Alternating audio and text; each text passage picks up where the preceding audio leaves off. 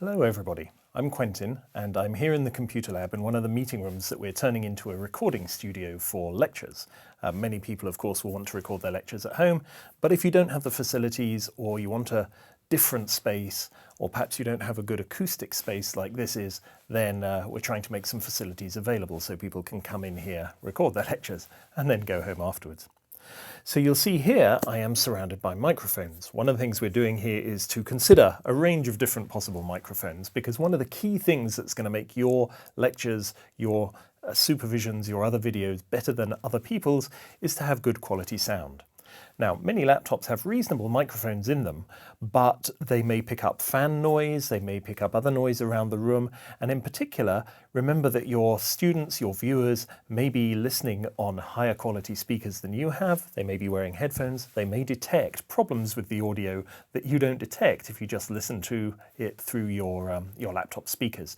And if they have to listen to hours of this on end, it might be somewhat trying.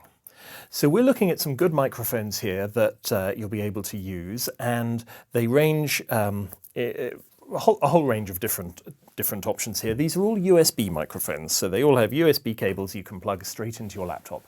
And I should note that none of these come with a USB-C cable, so if your laptop only has USB-C sockets, you might need some converters. So a couple of general points about microphones. First of all, one is that these are all desk standing, as you can see. If you do want to mount them on something else, on a lectern, on a tripod, have them closer to you or at a different height, then you probably know, but microphone stands are normally bigger than tripod stands in terms of they have these usually 5/8 threads on them, as compared to the 1/4 inch thread that you're familiar with for tripods, right? So that's what's on the bottom of your camera. Most microphones will have a much bigger thing on the bottom. So if you need to think about microphone stands, for most of these, some of them, this one, for example, does have a 1/4 inch thread, the same as you'd get for a camera tripod. But adapters like this, which let you convert from one to the other, are cheap and easy to come by. You just may need to be prepared for a different size screw thread. So what do these microphones give you? Why have I got so many? Well, we're trying them out for quality, for ease of use, for size, because some of these are quite large. This is a really good one, for example, but you may not want something that big in front of you if you're filming yourself like this. You could put it off to one side a bit, maybe. But these are microphones that are designed to be pretty close to you. So you may want a smaller one if you're worried about it being in the image, or frankly, if you just don't have very much desk space. So what have we got here? These ones on the right for you are made by Blue microphones. These are all very good quality. All of these are good quality, frankly. They're all going to be much better than the ones you have in your laptop, or indeed the ones that might be built into your headset. So you're not going to go wrong with any of these. These ones are made by Blue microphones. This is the Blue Snowball, the Blue Yeti Nano, and the Blue Yeti. There are several other Blue microphones of various different types, and to some degree these are chosen by just what we can find availability of at the moment, because that's rather tricky. These two are made by Rode. This is the Rode NT USB Mini, and this is the Rode NT USB No Mini. And clearly these bigger ones, pretty much without exception, are more expensive and sound better. But they also have a slight complications, which I'll mention in a minute, that you should be aware of. All of these mics basically have a roughly cardioid pattern here. So in fact, you are meant to sit with them facing you like this, not like that. And they pick up sounds predominantly in front of you, and they attenuate sounds that are behind you. Now, some of these actually have, this one you probably can't see from there, but this one has a switch on the back. In fact, several of these have switches or modes you can put them in where they are more or less sensitive to the sounds that come from the back. If you want to record a whole room, you could stick one of these in the middle of the table and switch it to a unidirectional pattern here. This is a very simple microphone because when you plug it into your USB, it appears as a microphone. Now that may seem like a strange thing to say, but in fact, A lot of microphones are actually sound cards in the sense that they have both inputs and outputs. And when you plug them into your computer, you may see that, that this appears both essentially as a microphone and as speakers. Why would you do that? Well, a lot of these mics, in fact, almost all probably except the Snowball, yeah, they all have a socket that you can plug headphones into. Now, this is useful because it lets you hear exactly what is coming through the microphone. You can just plug these in on more serious headsets. But it also, imagine you were wearing headsets that were complete cans and isolated you from the rest of the world. This is great. You can hear what you're saying through your microphone, but you wouldn't hear, for example, if you were using these for a Zoom call, you wouldn't hear the other end of the call because your headphones would block it out. So these things can be outputs as well as inputs. When you plug headphones into them, you can play stuff back into those headphones through the microphone. And in fact, some of them, this one, for example, certainly allows you to mix how much what you're hearing through headphones is coming from the microphone directly and how much of it is coming from the sound output on your computer. So that's something to be aware of. That's why there are headphone sockets on here.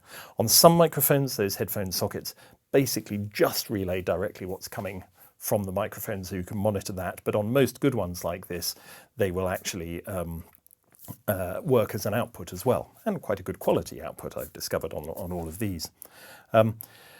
One thing to note, therefore, is that when you plug this into your laptop, you will get a new output device. And I was demonstrating one of these on a Zoom call earlier today, and I plugged it into the laptop, and I stopped hearing the person at the other end.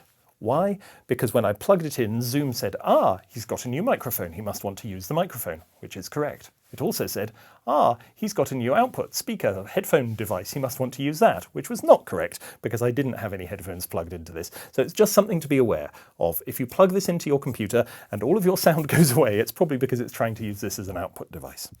However, you probably don't want to watch, to record lectures while wearing headphones, so you can monitor the audio level on whatever you're using for the recording. You can maybe use headphones to check it in advance, but then put them aside probably. So what else should we say about these devices? Some of them are larger than others, some of them are smaller than others. Most of them can in some way be detached and mounted on a tripod, and all of them will give good quality sound, and I will now do some tests so that you can just compare the sound from all of them. In general, I think these bigger ones are probably better, but to some degree this is a matter of taste. To some degree it's a matter of the acoustics in your room.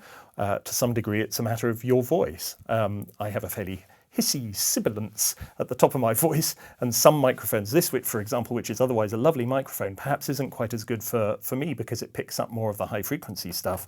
Some of these give me a bigger, deeper, booming voice. So let's go and experiment with these and compare the different sounds. I'll say the same thing over and over again through each of these microphones, and we can see what the difference sounds like.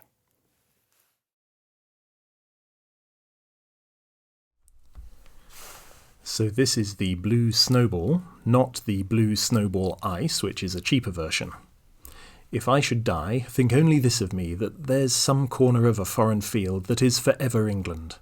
There shall be in that rich earth a richer dust concealed, a dust which England bore, shaped, made aware, gave once her flowers to love, her ways to roam. So just for comparison, this is using the built-in microphone that's in my elderly MacBook Pro here. If I should die, think only this of me, that there's some corner of a foreign field that is forever England.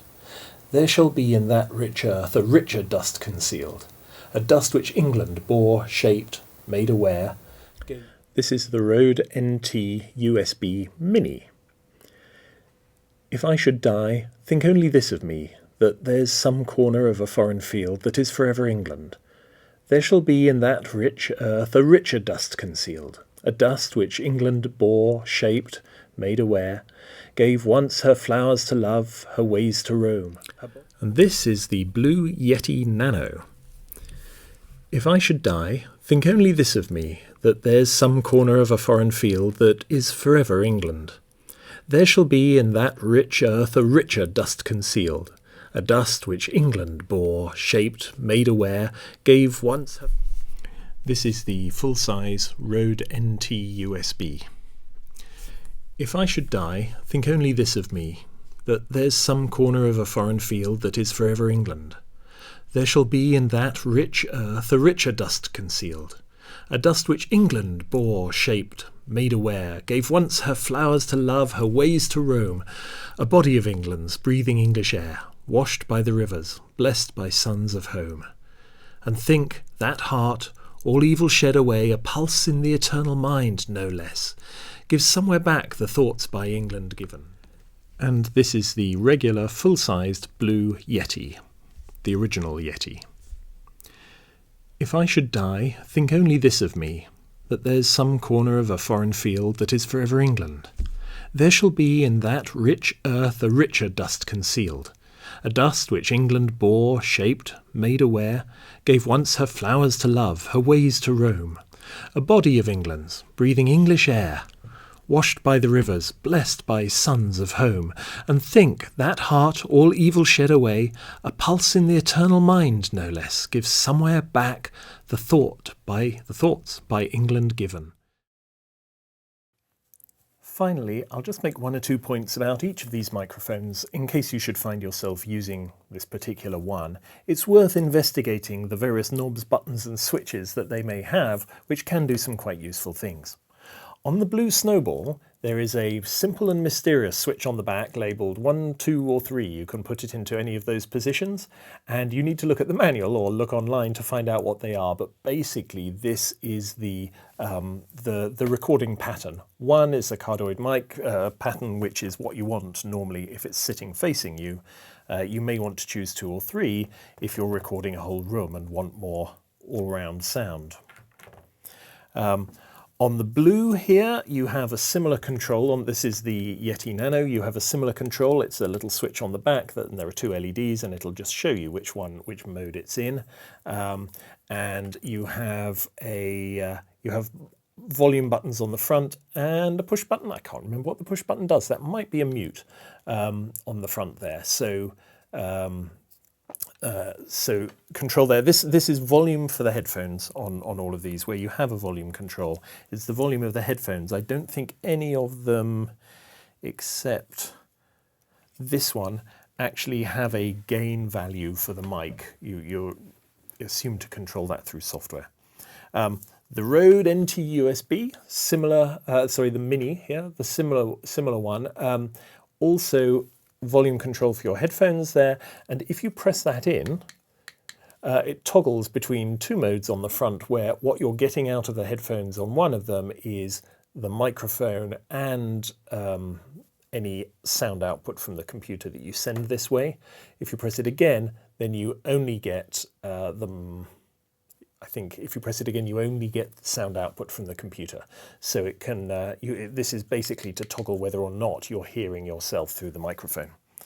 If we go to the bigger boys here, again on the Rode NT USB, we have here a sort of balance one, which controls the degree to which the sound you hear through any headphones is coming back from the microphone, and the degree to which it's coming back from its built-in sound card from the computer, and that's an overall volume level for the microphone. And the Blue Yeti has the most knobs of them all, and one particularly useful one is right on the front here. It has a mute button which lights up, and so you can see if you suddenly need to cough or want to say something, there's a very visible and physical mute button there. We have volume on the headphones there, and then on the back we have a rather more obvious switch which shows the different audio patterns. I think the test recording I did was in stereo, and you can choose various different other patterns there. And this is the gain which I believe will be the gain for the mic as a whole, which is interesting because I had that very low, so I might not have done this one justice. Maybe I'll go back and have another look at that. Still, I hope that gives you an idea of the kind of microphones you're talking about. You might see any of these if you're using the lab equipment, and they're all good microphones. And I haven't decided which is my favorite yet. I will go and have a listen to my recordings and work it out. Thank you. So I just wanted to do another demo of the blue Yeti here. I think this may be the microphone we get the most copies of, and it is a very capable microphone. And I may have done my earlier recording with the gain set a little too low, so hopefully this will be a little better. Maybe it'll be too bright now. We can see. One thing that is key about this is that it is higher than any of the other mics. So it sits more probably in your direct line of fire, and it doesn't have a pop filter other than the limited amount of filtering built in. So it may actually be better to have this slightly off to one side, just to reduce the amount of plosives you get if you're talking to a camera over there. Another thing is, I mentioned the mute button on the front. This does indeed work. It's normally illuminated, but if I press the mute button, it starts flashing when it's muted, and it does indeed work nicely. On the back, there are 4, I think, different settings for this microphone, and I'll demonstrate them to you, because one thing that's different about this, I think, from all of the others is that this is actually stereo. So at the moment I'm recording stereo, and if I go around this side you should hear it go over to one side, and if I go around here you'll hear it going over to there. Now that's quite cute if you're recording a band, or indeed if you're recording a meeting. It's exceedingly useful. It may not be what you want for recording a lecture. So I'm going to try switching into the different modes, and you can see what they are, and this will probably make some loud pops, which I'll try and I'll try and moderate for you in post-processing. So let me switch. Okay, so this is same setting, same gain, everything. I've just switched it into unidirectional mode, which is represented by a little circle on the back, and it'll probably record pretty much evenly now wherever I go all the way round. Now this is great if there's somebody the other side of the mic you want to interview and talk to. It's not so good if the thing the other side of the mic is a fan that's blowing, or noisy children or anything like that, a doorway that has noisy children beyond it. So this is in the omnidirectional mode, I guess. This is the cardioid direction, so again mostly front facing. The pattern goes like this, and this is probably in reality the thing you want for recording lectures. And even though you don't get the full stereo effect, you do actually get a much more consistent mono signal, which is really what you want for voice. And then there's one more. Okay, and this last mode is the bidirectional mode, which I think means front and back. So this is very good if you're really just doing an interview with somebody directly across the other side of a table from you. Probably if I do this, so that's reasonably loud at the front. There's less of it around the side, gets louder again at the back, less of it round at the side and round to the front again. So this is useful for interviews or maybe getting some audience response, but perhaps not so useful for when you're recording sitting on your own. So personally, I think I'm going to go back to the cardioid setting.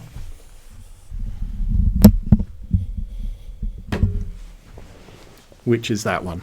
And I think this is the one you would probably want to use if you were recording a lecture. It's a mono signal. There's no worry about left or right balance.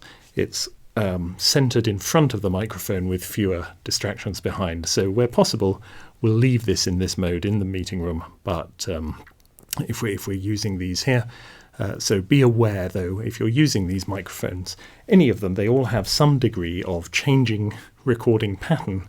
You may want to pick the one you want, and sometimes headphones can be very useful, or listening, either listening directly with headphones as I'm doing here, or making a quick recording. You can do this very easily on a Mac, for example, with QuickTime Player. There's probably other similar easy ways of doing it on Windows. And then listening to that through headphones, because the speakers built into laptops are usually very limited, and it's only through headphones, even simple earplugs like this, you'll get a much better idea of what the audio is actually going to sound like.